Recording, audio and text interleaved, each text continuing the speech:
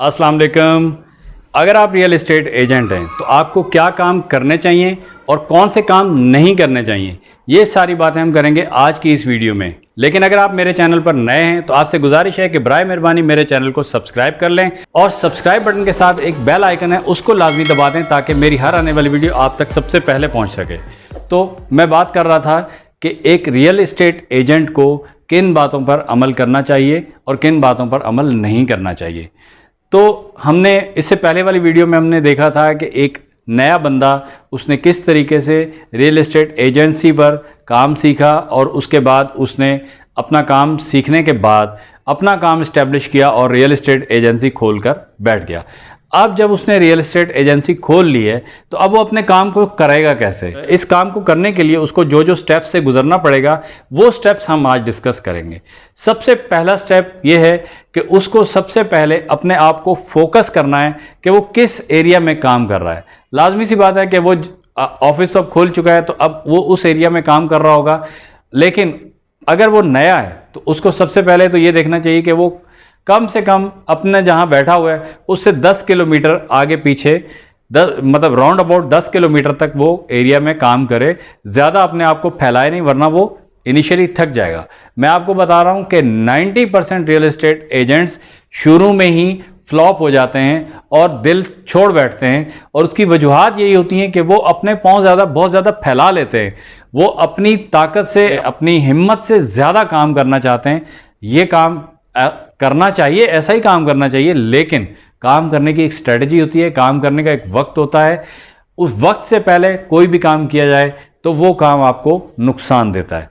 तो मैं आपसे बात कर रहा था कि सबसे पहले आप एरिया का एक फोकस कर लें कि मुझे इस एरिया में काम करना है। अब आपने क्या करना है कि उस एरिया के अंदर एक डेटाबेस तैयार करना है कि उस एरिया में जो जो प्रॉपर्टीज़ फॉर सेल हैं आपने वो प्रॉपर्टीज़ जो हैं वो अपने पास नोट डाउन कर लेनी है। कम से कम उस एरिया की 250 से 300 प्रॉपर्टीज़ फॉर सेल आप अपने पास नोट कर लें और एक डेटाबेस बना लें। कम से कम आपके पास 250 का रिकॉर्ड होना चाहिए और सबके बारे में आपको मुकम्मल इन्फॉर्मेशन होनी चाहिए। आपको उसकी प्राइसिंग का पता होना चाहिए, आपकी उसकी डॉक्यूमेंटेशन की जांच होनी चाहिए, आपके पास सब इन्फॉर्मेशन उसके बारे में होनी चाहिए। अब एक प्रॉपर्टी की क्या क्या इन्फॉर्मेशन होनी चाहिए इसके बारे में बात हम इंशाल्लाह अगली किसी वीडियो में करेंगे, लेकिन अभी फ़िलहाल हम ये बात कर रहे हैं कि आपके पास क्या होना चाहिए। आपके पास 250 प्रॉपर्टीज़ की एक लिस्ट होनी चाहिए। उस लिस्ट के अंदर जो प्रॉपर्टीज़ आपने लिखी हैं उस प्रॉपर्टी से मुतालिक तमाम डिटेल्स आपके पास लिखी होनी चाहिए। आपने ये एक डेटाबेस बना लिया। इस डेटाबेस का अब आप करेंगे क्या, ये डेटाबेस आप रखकर बैठे हैं। अब आपको पता है कि यहाँ पे इतनी प्रॉपर्टीज बिकने वाली हैं, बाकी आपके घर वालों को ज़्यादा पता चल जाएगा, आपके दोस्तों को पता चल जाएगा, तो इससे आपका काम चलने वाला नहीं है। अब आपने करना क्या है,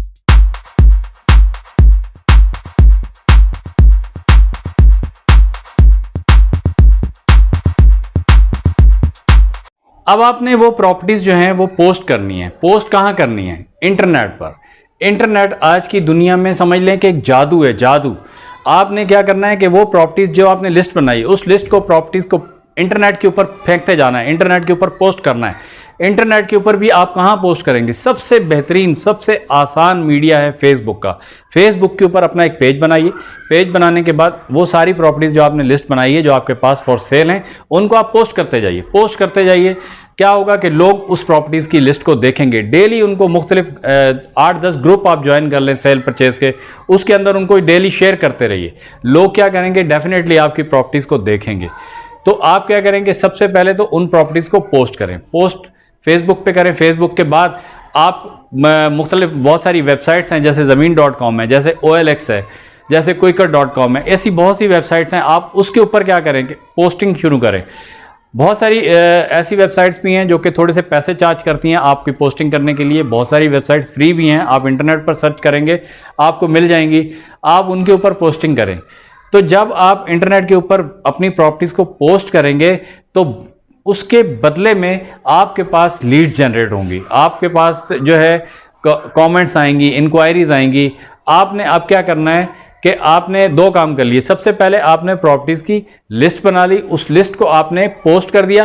पोस्ट करने के बाद अब क्या मरला आ रहा है कि अब आ रहा है कि लोग आपसे कांटेक्ट करेंगे। आपने उन सब जो लोग आपसे कांटेक्ट कर रहे हैं, आपने उनके साथ कांटेक्ट करना है, उनको इनवाइट करना है कि आइए, ये जो प्रॉपर्टीज़ मैंने लगाई हुई हैं, ये प्रॉपर्टीज़ मेरे पास बहुत अच्छी प्रॉपर्टीज़ हैं, आप आके इनको देखें। तो आप कॉन्टैक्टिंग एंड इनवाइटिंग का सिलसिला शुरू होगा। तो आपने क्या करना है कि आपने उन लोगों को इनवाइट करना है, आपने उनका फॉलोअप लेना है, उनको इनवाइट करना है। फिर क्या करेंगे कि वो लोग आपके पास आएंगे, आपसे टाइम लेंगे, आप उनको टाइम देंगे कि जी फलान टाइम पे आ जाइएगा, मैं वो प्रॉपर्टीज़ आपको दिखाऊंगा। तो आप शो ऑफ प्रॉपर्टीज़ का सेगमेंट आएगा, यानी कि आप प्रॉपर्टीज़ जो है वो लोगों को विज़िट कराएंगे। तो इसके लिए भी आपसे जब ये बड़ा एक क्रिटिकल मरहला है विज़िट कराने का, विज़िट कराते वक्त आपने दो बातों का ध्यान रखना है। नंबर 1, टाइम टेबल का आपने ध्यान रखना है। आपने जो विजिटर को टाइम दिया है उस टाइम से आपने 5 मिनट पहले पहुंचना है, आपने लेट नहीं होना। जब आप टाइम की पाबंदी नहीं करेंगे तो आपका क्लाइंट भाग जाएगा। आपका क्लाइंट अपना वक्त निकाल के आ रहा है, आपको वक्त की कदर करनी है, आपने वहां पे 5 मिनट पहले पहुंचना है। नंबर 2, आप जब भी क्लाइंट से मिलने जा रहे हैं तो आपकी ड्रेसिंग अच्छी होनी चाहिए। देखें, ड्रेसिंग जो है वो इंसान के मैयार को बताती है। First impression is last impression. आपके पास अच्छी ड्रेसिंग होनी चाहिए। मैं ये बिल्कुल भी नहीं कह रहा कि आप जब क्लाइंट से मिलने जा रहे हैं तो शहर से एक नया जोड़ा लेकर आ रहे हैं और वो पहन के सूटेड बूटेड होकर जा रहे हैं, जनाब, ऐसा नहीं। लेकिन आप जो भी पहन के जाएं एटलीस्ट साफ़ सुथरा हो, धुला हुआ हो, जूते पॉलिश किए हुए हो, ज़बरदस्त किस्म के। तो आप इस तरह से क्या होता है कि आपका क्लाइंट के ऊपर अच्छा असर पड़ता है। आप क्लाइंट से मिल रहे हैं, फिर आप एक साथ में ये काम करें कि आपको याद भी नहीं रहेगा कि कौन से वक्त में किस क्लाइंट को बुलाया हुआ है। तो आप एक डायरी बना लें, उस डायरी के ऊपर सब लिखें कि भाई फ़लाँ टाइम पे मैंने फ़लाँ क्लाइंट को टाइम दिया है, फ़लाँ टाइम पे मैंने फ़लाँ क्लाइंट को टाइम दिया हुआ है, फ़लाँ टाइम पे मैंने फ़लाँ जगह जाना है, फ़लाँ प्रॉपर्टी मैंने दिखानी है। ये सारी चीज़ें आप नोट करें, क्योंकि इंसान का दिमाग इतना ज़्यादा नहीं होता कि वो सारी चीज़ों को हिफ्ज़ कर सके। मगर कोई भी चीज़ मिस हो गई तो आपका लॉस होगा उसके अंदर। तो आपने क्या करना है कि इस लॉस से बचने के लिए सारी चीज़ों को नोट डाउन करना है।